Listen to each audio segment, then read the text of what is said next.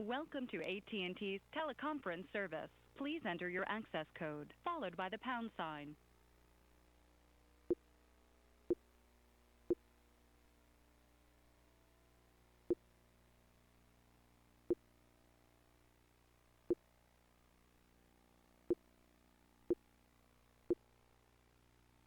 There are 1 participants on the call, including you. You are joining your conference as the host. For a menu of available commands, press star pound.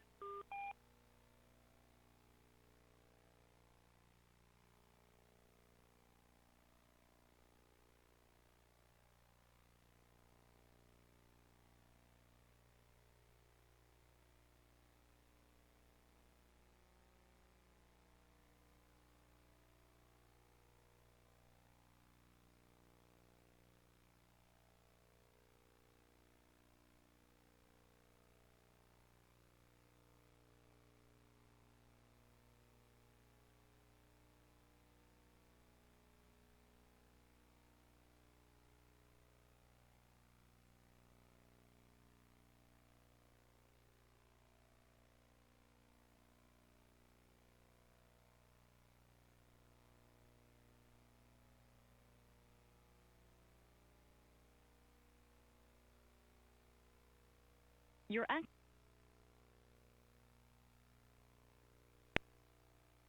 Welcome to AT&T's teleconference service. Please enter your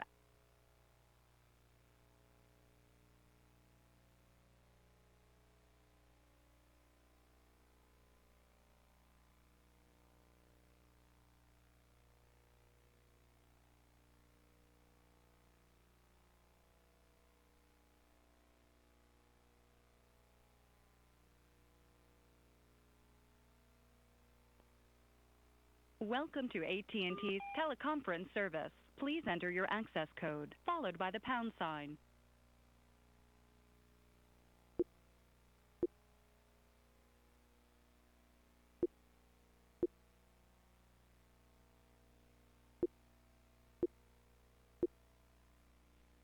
There are 1 participants on the call, including you. You are joining your conference as the host. For a menu of available commands, press star pound.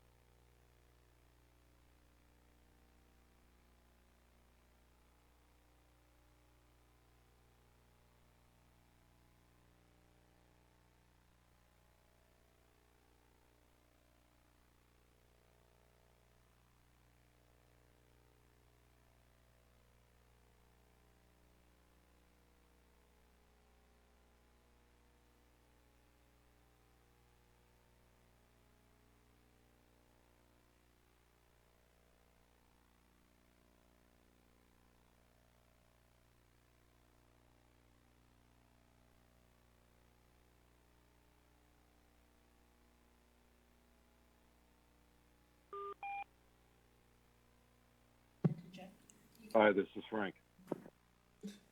How you doing, Commissioner Cardenas? This is Rich. We're still getting situated over here. Rich, how are you, man? I'm doing well. I overlooked an email from you last week. I apologize for that. Oh, that's all right. I know you're a busy man. I am trying to figure out how to transition all 4 of my classes to an online situation. I'm expecting Cal State LA to make the announcement any time. Oh man, weren't there some Cal States that already did? Was it Long Beach that I heard about had already? I think the first one was San Jose State a couple of days ago. Okay. I don't know if Long Beach has, but I think everyone pretty much needs to. The only way to deal with this is to try and squelch it up front to the extent that you can, and that's just social distancing. Right. All right. But the markets are getting whiplashed, man. I haven't seen anything like this. And well, 07, 08 was a different kind of animal, but I remember being in law school in '87 on Black Friday, and this is like Black Friday stretched out over a couple of weeks. Yeah. No, it's been crazy. All right. Well, we are at the appointed time, so why don't we go ahead and call the meeting to order? It's our Budget and Great. Staffing Committee. And who is with us from the staff? This is TJ. I'm here. This is Larissa. DJ, how are you? Larissa, how are you? I'm doing well. Thank you for asking. And Sasha is here. Sasha, of course. Hi, Sasha. Hello. And we are all washing our hands assiduously. That's right. Every day. All right, so item number 1, receiving a report from staff on a state personnel board audit that I think we received back in February, early February. So I don't know, Ms. Hahn, Mr. Jones, which one of you wants to present on that? Would you go ahead? Give background. So Commissioner, I would like to give a background of what the audit is about. So state agencies are required to have a state personnel board conduct an audit every 2 years, I believe the rules are, and they would notify us usually a month in advance when they're ready to come out and conduct an audit. And the audit is in the area of HR process, HR paperwork, hiring process, EEO process, and policy around HR-related matters. So the audit was conducted back in 2019. I believe it started in August. They did the field work in August, and we were issued basically a conference with them in early January to discuss some of the findings that may have, and then give department an opportunity to provide additional submissions of justifications if there's need be. And then in February, they issue what they call a draft report to us of all the findings that they have regarding compliance issues. And in February, I believe TJ and I had a discussion, and we wrote back our our response to the department, and then they issued the final report on March 11th to us. And some of the findings are more like what's best practice they recommend, and we are going to be adopting their recommendations. And some of the findings are more in an area what the agency could do better of complying, and relating to HR hiring practices and training purposes. Can you briefly describe the major adverse findings? Sure.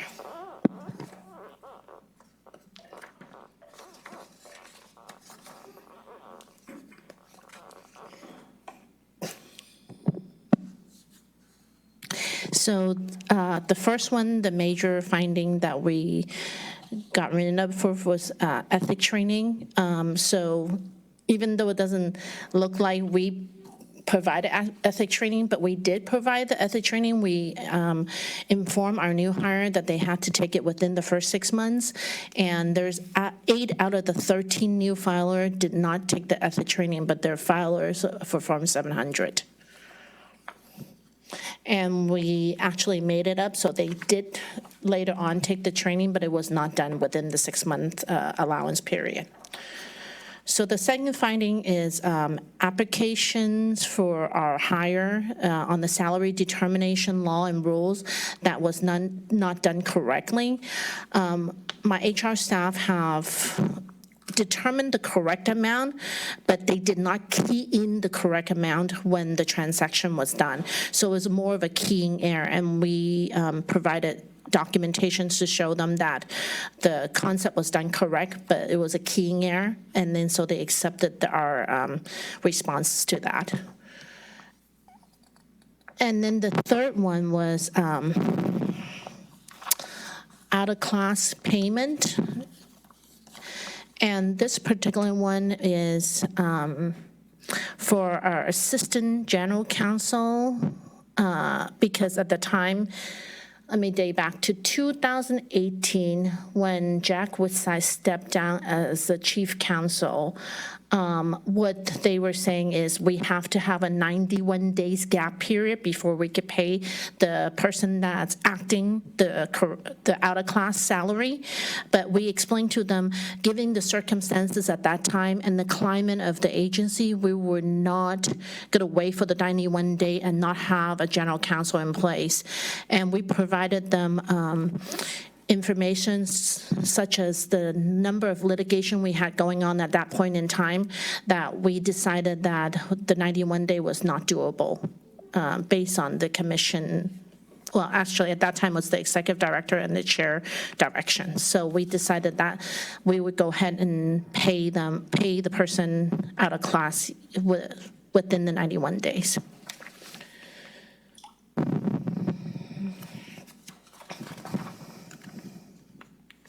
Was that 2018? It started in 2018 October, I believe. Brian stepped in like, hold on, let me think about this. It was 2019, because he started in 2018 October as the Assistant General Counsel. 2019 is where Jack Woodside stepped down of like April, I believe. And then so he became acting while he was still going through his probationary period as the Assistant General Counsel within that 1-year time frame.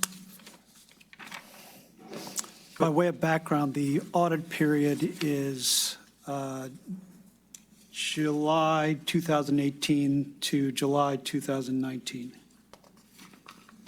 So it bears noting that a significant chunk of that time, there was no acting executive director, and there was no chair of the commission at the time as well. And as far as significant, those are the only ones that I have that are significant findings. The rest is more procedural findings. All right. Thank you. And so we have filed responses to all of these findings?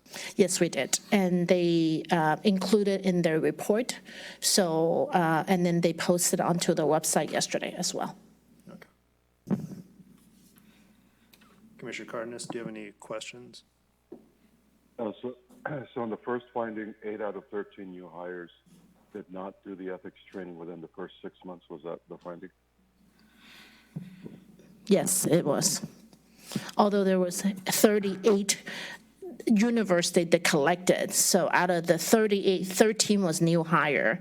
And some of them are like, because they promoted in, they got promoted within the agency. So they did not actually have to take the new ethic training, because in the prior job, they already had to take the ethic training. So we're trying to explain that portion to them. I agree, yeah. Got it, thank you. And Larissa went through the 4 findings that the SPB regarded as very serious. There were several other findings that they regarded as serious, and we're not challenging that the violations were serious, but the remedies were sort of easy fixes.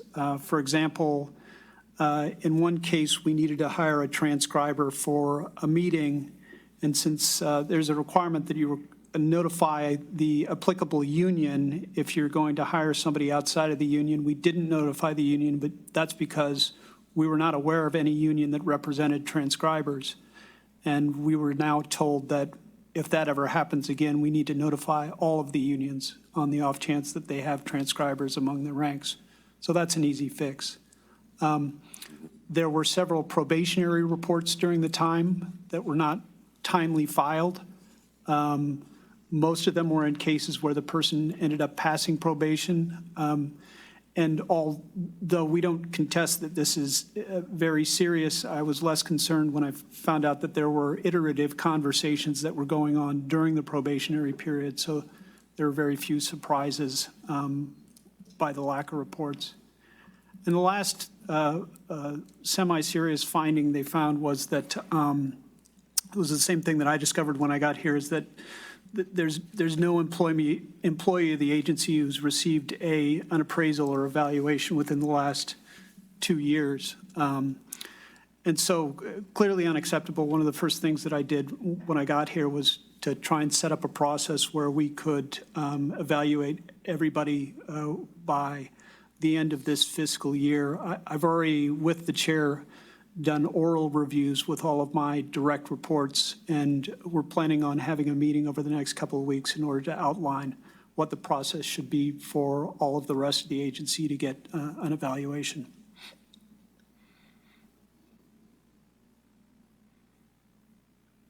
These should be done annually? Are these annual performance reviews, ideally? That's best practice. They're supposed to be done annually. And do we have objective performance metrics, and if so, throughout the work staff, or how are we structuring our metric establishment and evaluation? That's one of the reasons that we're meeting next week, is that there are performance metrics. And they're included in the duty statement for each employee. That's what they're supposed to do and what they're supposed to live up to. In terms of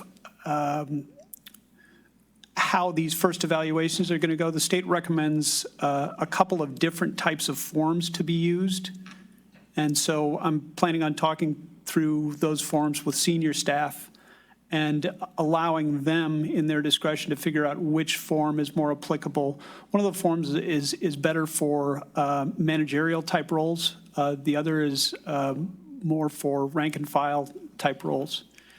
And in addition, it's an opportunity for us to flag people who are looking to do more than their current duties and to put them under a progressive improvement plan so that they can give them identifiable goals if they want to move up the chain in the organization. Excellent.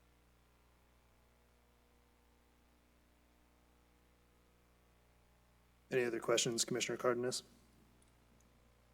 No. A 2-year lapse is regrettable, but clearly staff is on top of it now, and it's a good opportunity. Right, I agree. Taking a step back, I know I first learned of this audit just a couple days actually before our responses were due. I think there is an opportunity to better apprise the commission when we receive these audits. So I think as a matter of course, what I would like to see happen is immediately upon receiving the final audit report, a copy be transmitted to the chair, and then at the next full commission meeting that we receive a briefing on the audits. Part of that is I think all of us as commissioners, we expect a high degree of transparency from the regulated community, and I think this is part of us sort of being leaders with respect to transparency, is being transparent even when there are things identified that are opportunities for us to do better. First of all, and secondly, I think it's really important that all the commissioners receive the benefit of this type of information as soon as possible. So I think as a matter of procedure, I would like to see that going forward. So Commissioner Cardenas, I don't know if you have thoughts on that. No, I think that's quite appropriate. All right. All right. All right. So moving on to item number 2 then, collections process. Over several meetings, I feel like when the issue of collections has come up, commissioners have had various questions about what our process is, what the various options that are available to us are. So I asked staff to prepare a report for us that would lay out what the current process is, and then also what additional mechanisms exist in law that if we wanted to give that direction, that we could take advantage of. So, Ms. Hahn? Yes. Chair and Commissioner, I would like to walk through our current process, then interject what other process would you like to see us do as staff. So currently, when you approve an action from the Enforcement Division on default cases, enforcement would take your approval, then send the notice to the person, the respondents, and then provide them opportunity. I believe it's a 30-day opportunity to pay. It's like a demand letter that they send out. And then if they haven't hear from them after 30 days, then what the staff and enforcement would do is they will file a judgment on the amount that they owe to the commissions. And once the judgment is filed, the file gets transferred to admin for collection process, and that's when our collection process began in admin. So after that, admin would then send a second follow-up letter to the person and asking them to either they have options of paying it in whole or do payment plan with us. With the judgment sent to them, so they know there's a judgment filed against the amount that we're trying to collect. Then we'll send a second demand letter after that, and then they have 30 days to either comply or ignore us most of the time, and then we'll send a third and final letter. And then on our third and final letter, we'll also let them know that if you don't make your payment and you have no agreed on payment plan with us, we'll send your case to the Franchise Tax Board Intercept Program, and then Intercept Program will begin with Franchise Tax Board collecting on our behalf on any tax that you were due to you that we would intercept. And we will continue that process year thereafter to do the same thing when they come to another Intercept program. Because usually the Intercept program is sometime occur in October of each year. So then Franchise Tax Board could add that into the workload for the next calendar year filings for your taxes. And so those are what we do currently. If we want to talk about, there's options of, well, and also just to put also something in perspective, if sometimes when a person is like selling the property or they're going through escrow, the escrow company will contact us and say, hey, you know what, it looks like you guys did a judgment on my client. Is there any way we could lift the judgment? Or perhaps sometimes there's lien. Older cases, we used to have liens on them. The newer ones now no longer have liens on it. But the older one, they'll try to come up and say, hey, can you lift the lien on the property that we're trying to sell or going through escrow? And then so we'll work with them on that process. Then we would be able to collect whatever they owe us during that process, and then we could release the judgment and close the case. All right, I have a question on liens. It sounds like we used to use that process, we're no longer using it. Correct. When did we decide not to use it and why? Do you know the answer to that?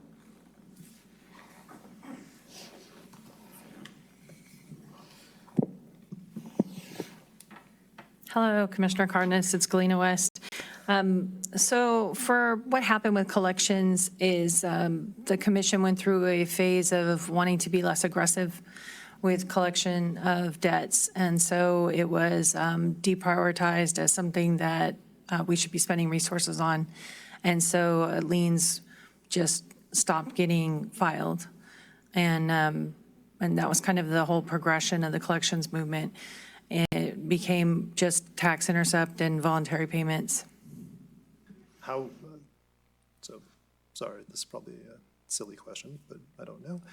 So liens, is that something that enforcement does, or is that still something that our administrative department handles? Well, the entire collections process used to be in enforcement, but then when it was determined that it was more a collection of a debt and not an enforcement action anymore, it only recently went to admin within the last year or two. And so since it's been in admin, they haven't filed any liens, but that would be something that they could do pretty easily. Okay, so using that mechanism is not resource heavy. No, Okay. Is there any reason? just paperwork. Is there any reason we wouldn't want to use that mechanism? I never agreed with taking the foot off the gas in the first place. So yes, we definitely could use that mechanism. Okay. All right. So is that, I know you've talked about the FTP tax intercept, Ms. Hahn, but is liens one of the other options that I assume that's one of the options that we have available to us. We just aren't currently using it. Is that right? Yes, and then the second option that I heard from a dais some time ago was possibly looking into wage garnishment, and then so we did look into wage garnishment. Wage garnishment has a whole new set of requirement because we're state agencies, and if we, for the whole collection, so when we get fine that's recollected, it goes into the general fund. So for wage garnishment, if we have to spend resources such as, because our internal ability, it's harder to do wage garnishment unless you sell it to a collection agency, which the state could do, but then there's an overhead cost that would require us to pay the collectors. And we would have to use our own resources, which is our money from operations, to use this for the collector to do the collection process for us if we want to do the wage garnishment. Because it's more work to do the wage garnishment because you have to refile the writ of execution almost every 180 days. This is only good for 180 days. And also, additionally, you would have to figure out at that point in time who's their current employer. And we also have to serve the paperwork, so we have to probably get like the chef to serve the paperwork, and that would also cost us money to do so. When you refer to a collector for purposes of helping us use the wage garnishment option, do they take, is it like a percentage of the amount to be collected that they charge us after it's been collected, or is it an upfront cost that we would incur? I believe the old contract used to be a percentage of what they collect. And also, just to complete the picture of history, the Attorney General's office was supposed to be our collection agent for all of our collection cases at one point. And after a couple years where they did not collect any debts, then we took this workload back, and that's how it became in flux, because there was a couple years where it sat. Okay. All right. So I'm If I hearing- may, Mr. Chair? Yes. You had asked about the resource intensity for liens, and there's minimal resource intensity for the filing of liens. But if the commission wanted to go the further step of foreclosing on those liens, that would be a significant resource drain to try and foreclose on the liens. Can either of you elaborate on that? To foreclose on the lien, I mean, a lien is just you encumber the property, you own part of the property. In order to actually get the money, if the person still refuses to pay, your options are just to wait until they sell the house and to take it out of the exchange, or if they're not selling the house, then you have to foreclose on the lien. And that's relatively aggressive, and it's an intensive legal proceeding because judges aren't inclined to take away people's houses without significant litigation. So that's where the resource intensive action would take place. How frequent is that the outcome where we have to take that additional step in order to collect? So enforcement always kind of weighed the resources. And so whether it was wage garnishment or taking someone's bank account or enforcing the lien, those were all options that were too labor intensive for us to undertake. So for us, it was more the waiting game. When the real estate market picks up, you get a lot more of your defaults paid off.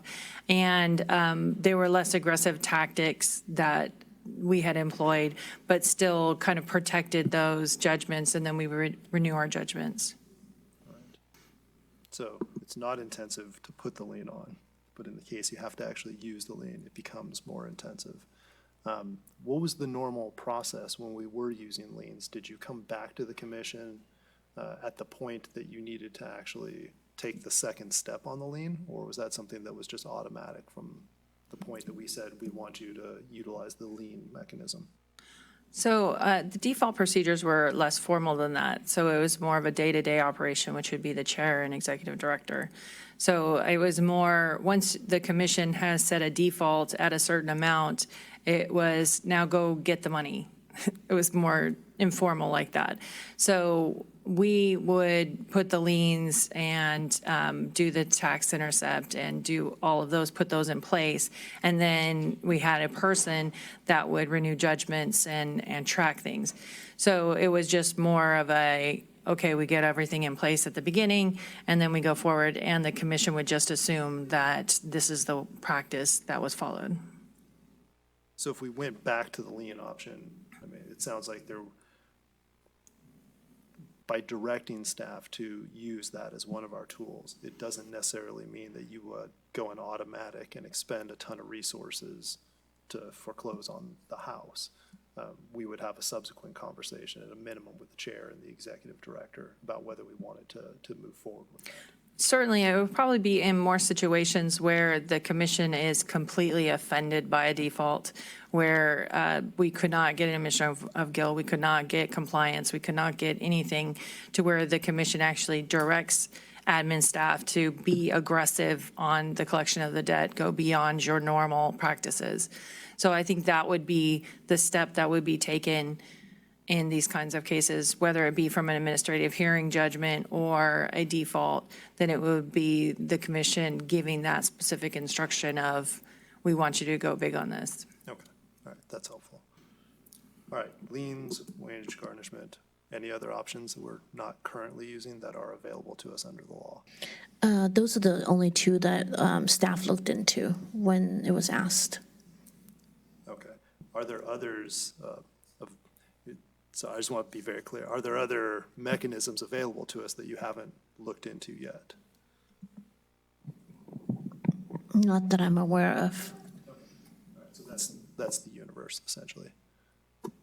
I had understood you can also go after bank accounts, but I didn't do any research into this. All right. All right, perhaps we can explore that. Okay. So Ms. Hahn, can your staff explore that option and brief Commissioner Cardenas and I at a future budget and staffing meeting so that we can have a full picture of all the options that are available under the law? Will do. All right. I have a question. What's the size of the issue? How often is it that we have these types of delinquencies, and what size are we talking about? How much money? What's the gravity of the issue? So as of now, from all the default that we have so far in admin, I think it's under $800,000. $800,000 in uncollected fines? Over the years, yes. Because we have not written anything off since we started this default process. All right.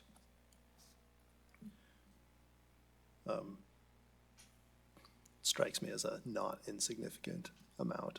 I mean, state government is large, big dollars, but that's a fairly substantial amount. Commissioner Cardenas, what do you think about recommending to the commission that at a minimum, subsequent to additional follow-up on the bank account option, that we direct our administrative staff to reinstitute the policy of using liens as a matter of course for the collections process? I mean, generally, it's almost an actuarial analysis, right? What's the size of the nugget? What are the odds that you're going to get, X percentage of it back, and what's it going to cost you to get that?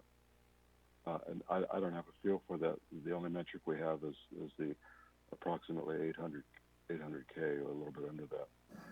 I don't know how mature some of these may be, and if aging is an issue in with respect to particular collection devices.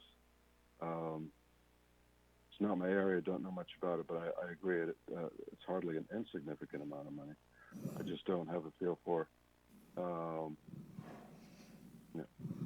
much would it cost us to actually be able to secure what. May I add a factor that you might also want to consider, what the amount that I prescribed earlier? The 800,000 is overtime that we have. So out of the 800,000, we don't know how many of those are people that are still alive. So we should take that into consideration as well. What happens if you put a lien on the house of somebody who violated the law, was fined, never paid it, and then the house passes to their next of kin? Doesn't the lien follow the property? Yes. The other thing I would add is we did a comprehensive review of all the collection cases before we transferred them to admin. So most of the people that are deceased or the committees that there weren't any viable people, those have already been discharged. We did through the paperwork with SCO back in 2018, 2017. We went through and we valued the collection capabilities of all of the cases and discharged the ones that were no longer good debt. So that process has been done. So, I mean, collections has been worked on for the past couple of years to clean it up to get it to the point that it is now. And we average between, to give you kind of the universe, 7 to 12 or 13 defaults per year, and 2 to 3, 2 to 5 administrative hearing judgments. So that's kind of the universe of what you're talking about.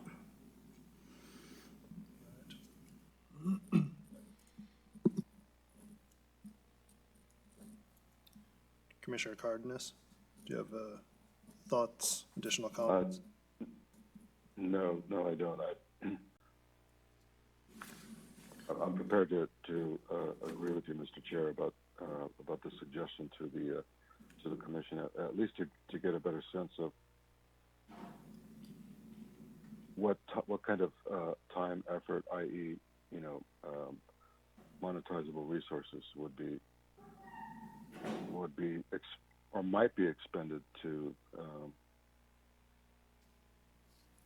secure X, and we now understand X to be, I'm going to use a round number, 800,000 minus X being represented by, at a minimum, obligations that we can no longer collect on because of death or other transition in the nature of the obligor, I guess. All right. Ton, do you think you'd be able to explore the bank account option quickly enough so that you'd be able to apprise Commissioner Cardenas and I of that at the April budget and staffing meeting? Yes. All right, because perhaps we can have this presented holistically to the commission with a decision point at the April meeting, rather than trying to do it sort of piece by piece at the March meeting. Mr. Bainbridge. Yeah, I was sitting in the back of the meeting. Commissioner Cardenas, this is Dave Bainbridge, and I pulled up our manual that we have for collections cases, so I can just give you the options for collections, the basic options. There's wage garnishments, which you talked about. There are real property liens, which you talked about. There are business property liens, although I would caution that that's probably not a very likely way to come up with property, but they're very similar to real property liens. It's just the trick of finding the property and then getting a hold of it.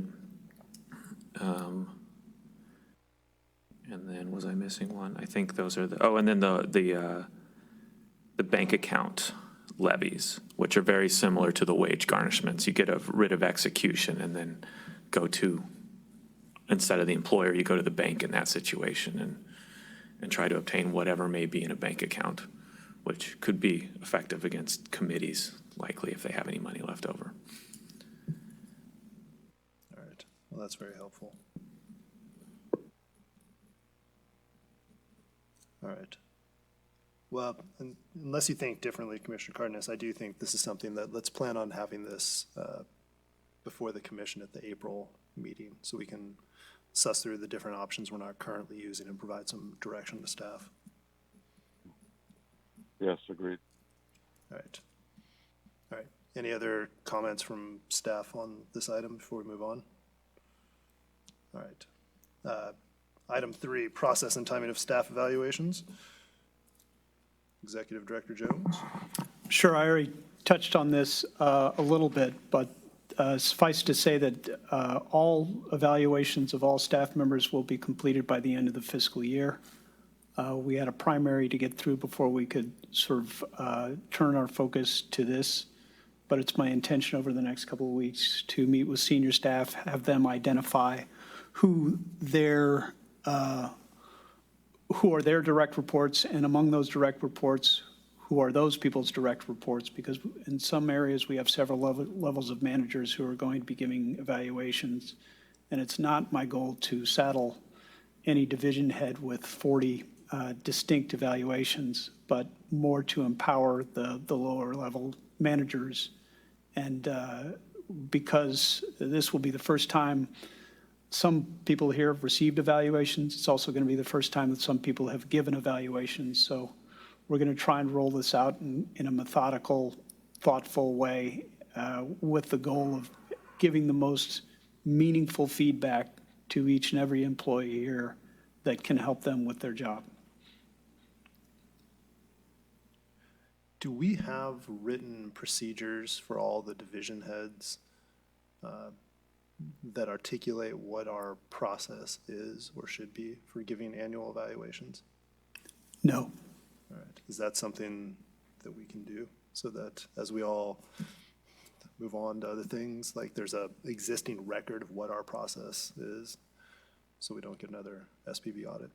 Yeah. No, I'm happy to look further into that. I have not been able to unearth that particular document or background, but I'll continue to look. Yeah, well, I think more than looking, I mean, my sense, and maybe Commissioner Cardenas feels differently, but my sense is whether we can find one that exists today or not, we should create one so that we ensure that we have that guidance going forward. What do you think, Commissioner Cardenas? Yeah, I actually, I could not agree more. And this hadn't occurred to me previously, earlier in the conversation, but I mean, truly, there's no shortage of ways that a performance evaluation can go wrong with subsequent implications. Training folks on how to conduct a meaningful evaluation that really gets to the issue and empowers employees with a roadmap on how to take the performance to the next level, but also how to do it in such a way that avoids certain areas that just not ought to be broached. Enough said. I don't need to caveat the hell out of it, but it is something. It is possessed of a certain degree of sensitivity, and training is important. Agreed. All right. And standardization, across an organization, and employees need need to know, and there needs to be good reason for them to know, that it's an even-handed, within classifications, everyone's given an equal shake. Agree. I agree. All right. Thank you, Mr. Jones. It's helpful. All right, moving on to item number 4 then, an update on our budget change process and proposals. Ms. Hall. Yes, Chair and Commissioner, back in January, staff informed the commission that the proposed budget timeline that we presented, that we were going to update the commission at our March budget and staffing meeting for any potential spring finance letter, BCP that would be submitted to DOF. But on February the 6th, staff received a guidance from Department of Finance, giving us a new timeline, which will give us only a week from the 6th, and I believe it was due February 16. That was due to Department of Finance if any agency have any budget change proposal that would like to submit. But with the caveat of the guidance, the Department of Finance was very clear that the department, in order for them to submit a budget change proposal, department must consider and continue to control costs, increase efficiency, and refrain from creating new or expanding existing program to preserve the fiscal stability, to maintain a structurally balanced budget and prepare for the significant uncertainties. Department's ability to submit budget change proposal or enrollment for the policy change for 2020 and 2021 remains limited. So with that guidance, I believe I had a conversation with Director Jones that we decided that that was not something we would do at that time. So we just want to give you the update that we refrain from submitting any budget change proposal based on the guidelines that was given to us from Department of Finance. And I would also like to change the timing of updating the budget and staffing going forward. We would revise our timeline to provide you the information earlier than March. And we're hoping like either early February, if we can make the budget and staffing meeting. If not, late January would be ideal. Thank you. Is it your understanding that this new timeline by DOF is now the norm, or was that just for this year? I believe that is the new norm. Okay. All right. And you'll have to excuse my ignorance about this process. I'm still learning. Is that the only opportunity we have to submit a budget change proposal? For May revisions to have it in line for 2021. You'll have another opportunity starting in July, August for the following year, which will take you to 2021, 2022 fiscal year. Okay. But we're essentially locked in for the 2020, 2021 fiscal year. Yes, we are. Got it. All right. Thank you. Commissioner Cardenas, do you have any questions, comments about budget change proposals? No, I do not. All right. All right. Any other matters that you want to talk about, Commissioner Cardenas? Preparation for work from home possibilities? No. This morning, Larissa and I met with the IT staff and Sasha to try and figure out the primary issue, which is the commissioners' meeting and the task force meeting, if we're put into a position where we have to hold those as virtual meetings. So we're going to have a run-through tomorrow afternoon to see if we'll be able to put those two meetings together. In terms of staff working at home, Larissa did engage with state personnel with regard to our ability to have a complete telework policy. We're simply unable as an agency to do that. We're closer to the DMV in what we do than we are to the Department of Transportation. We do significant client services, and a lot of that is in person. So we're unable to complete all of our mission via telework. That being said, we're waiting for the governor's lead to better inform us as to what the state's expectations are.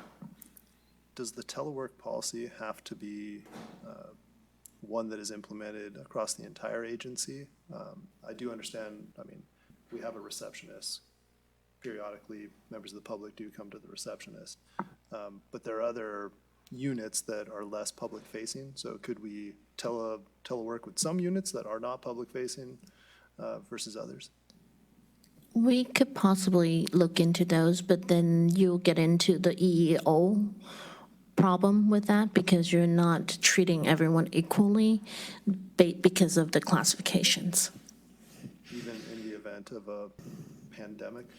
Oh, if it's a pandemic situation, of course, no. The normal telework policy, you're able to do it not only based on your job, but the needs of the department. But if it's a pandemic situation, then we could look into because they do have a guideline from the Government Operation Agency that provided to the all department about you should also look into, see if you could run your operation televised or telework options. And we're currently working with Department of Technology to see if we could actually do that.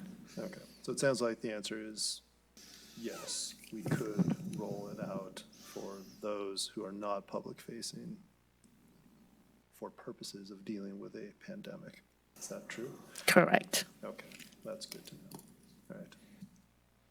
All right. Anything else, Commissioner Cardenas? Not on my part. Stay safe. All right.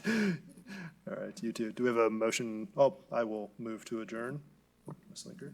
Second. Commissioner Cardenas? By all means. Chair Matich? Yes. Motion passes. All right, thank you, everyone. Take care, Commissioner Cardenas. Terrific meeting. Take care, Chair. Everybody be well. All right, see you.